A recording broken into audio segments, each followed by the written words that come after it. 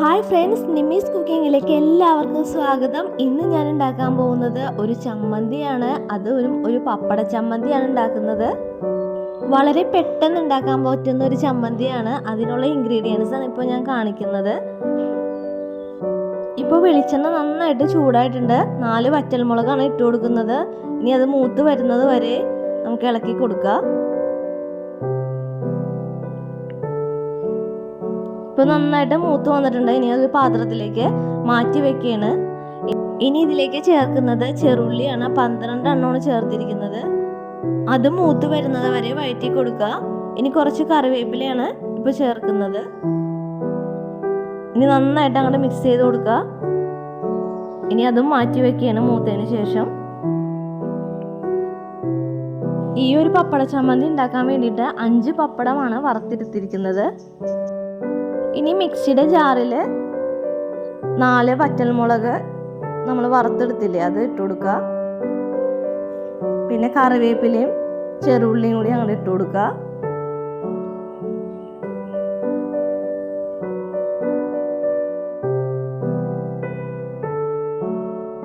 ഇനി ഇതിലേക്ക് ചേർക്കുന്നത് ഒരു ചെറിയ കഷ്ണം വാളംപുളിയാണ്. പുളിക്ക് ആവശ്യമായത് മാത്രം ചേർത്താൽ മതി.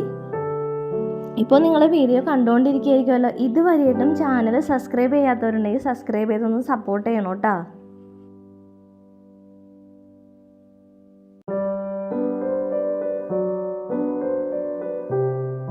ഇനി അതൊന്ന് ചെറുതായിട്ടൊന്ന് ക്രഷ് ചെയ്തെടുക്കണം.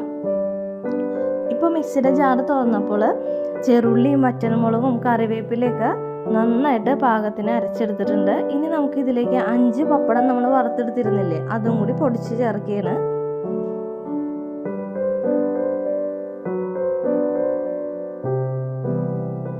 ചോറിൻ്റെ കൂടെയും കഞ്ഞിയുടെ കൂടെയൊക്കെ കഴിക്കാൻ പറ്റിയ ഒരു കിഡിലും ചമ്മന്തിയാണിത്. വളരെ പെട്ടെന്ന് ഉണ്ടാക്കാൻ പറ്റും. വേറൊരു കറി ഇല്ലെങ്കിൽ പോലും നമുക്ക് ഈ ഒരു ചമ്മന്തി മതി ചോറ് കഴിക്കാൻ വേണ്ടിയിട്ട്.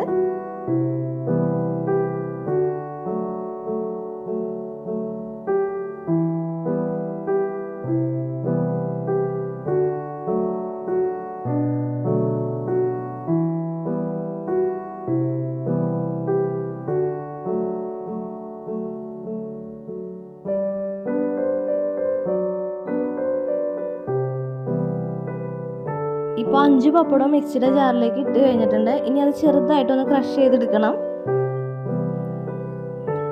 ഇപ്പോൾ നമ്മുടെ പപ്പട ചമ്മന്തി റെഡി ആയിട്ടുണ്ട്. അത് തുറന്നപ്പോൾ തന്നെ നല്ല സ്മെല്ലായിരുന്നു കേട്ടോ.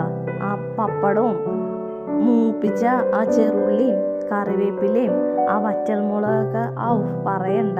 ഇനി കുറച്ച് ഉപ്പിൻ്റെ കുറവുണ്ട്. ഞാൻ അത് നേരത്തെ ചേർക്കാഞ്ഞെന്ന് വെച്ച് കഴിഞ്ഞാൽ പപ്പടത്തിന് ഉപ്പുണ്ടല്ലോ, അപ്പോൾ നോക്കിയിട്ട് വേണം ചേർക്കാൻ വേണ്ടിയിട്ട്. ഇപ്പോൾ ചേർത്ത് കൊടുക്കുകയാണ്. കുറച്ച് ഉപ്പിൻ്റെ കുറവുണ്ട്. നന്നായിട്ട് മിക്സ് ചെയ്ത് കൊടുക്കുക.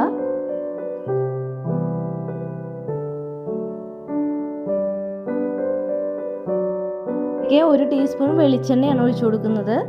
അതും കൂടി നന്നായിട്ട് മിക്സ് ചെയ്ത് കൊടുക്കുകയാണ്.